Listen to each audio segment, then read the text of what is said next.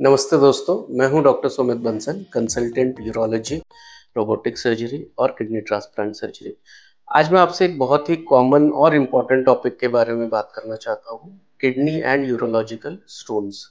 सबसे पहले सवाल ये आता है, स्टोन्स क्यों बनते हैं, किडनी स्टोन्स? तो इसका रीज़न अगर मैं आपसे कहूँ, मेनली है जेनेटिक्स। आपकी बॉडी टाइप कैसी है, आपके जीन्स कैसे, हेरिडिटरी नहीं, ऐसा नहीं है आपके पेरेंट्स से है, बट ये जीन्स में है। बिकॉज जेनेटिक्स निर्धारित करते हैं कि आपका ब्लड कॉम्पोजिशन कैसा है।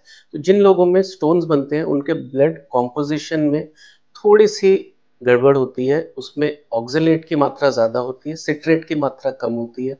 तो जैसे ब्लड किडनी से फिल्टर होकर आगे और ऑर्गन्स में घूमता है, किडनी में ऑक्जेलेट फिल्ट्रेशन आ जाता है एंड ऑक्जेलेट स्टोन बनाता है। ये गलत धारणा है कि कैल्शियम स्टोन बनाता है, इट इज ऑक्जेलेट। 80 to 90% में ये ऑक्जेलेट ही होता है। सेकेंड, अब स्टोन्स हो गए हैं तो उसका ट्रीटमेंट क्या है? बहुत छोटे स्टोन्स किडनी में एक कोने में पड़े हुए हैं, 2 mm 3 mm वगैरह, इसके लिए ज़्यादा कोई ट्रीटमेंट की ज़रूरत नहीं है। आप पानी अच्छे से पीजिए। मैं रिकमेंड करता हूँ 2.5 से 3 litre of fluid intake in 24 hours if you are in a routine condition. बहुत ठंड में नहीं है, बहुत गर्मी में नहीं है। पानी का इंटेक ज़रूरी है, रेगुलर इंटरवल्स पे हो। ऐसा नहीं एक टाइम पे 1 लीटर सुबह पी लिया, इवनिंग में 2 लीटर, ऐसे नहीं। रेगुलर इंटरवल्स में किडनी को हाइड्रेशन चाहिए।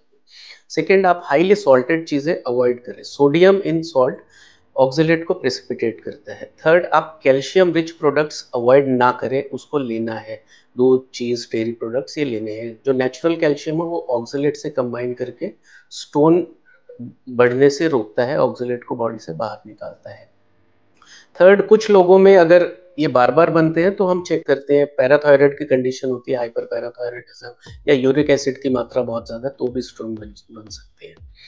अब इसका ट्रीटमेंट क्या है? बहुत छोटे स्टोन, जैसे मैंने आपको बताया, पानी की मात्रा बढ़ाएंगे और कुछ हम मेडिसिन देते हैं, वो लेंगे तो वो निकल सकते हैं। 5 mm से जैसे ही स्टोन ऊपर बढ़ता है और वो किडनी की पाइप में फंसता है, जिसको यूरेटर बोलते हैं, तो वो एक्सट्रीम पेन कॉज करता है। उसके निकलने के चांसेस थोड़े कम हो जाते हैं, बट चांसेस है।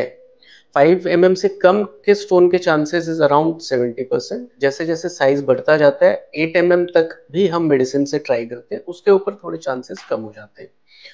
उसको निकालने का सबसे अच्छा तरीका है एंडोस्कोपिकली, जो यूरिन के रास्ते से ही हम बहुत बारीक दूरबीन डालकर, जिसको हम यूआरएस या आरआईआरएस बोलते हैं, ये स्टोन को लेजर से तोड़कर निकाल देते हैं। ये मोडेलिटी 1 से 1.5 सेंटीमीटर के स्टोन के लिए बिल्कुल परफेक्ट है, बहुत अच्छा काम करती है।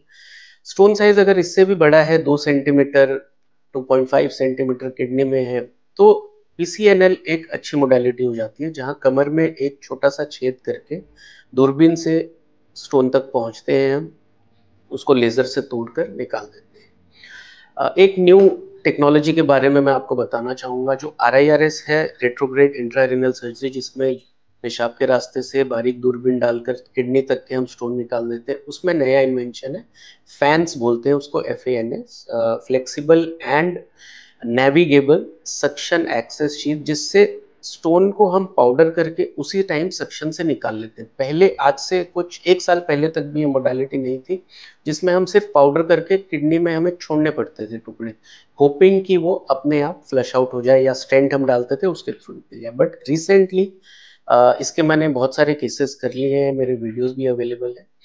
हम उसी टाइम सक्शन से स्टोन्स को निकालकर कंप्लीट क्लियरेंस दे पाते हैं पेशेंट को।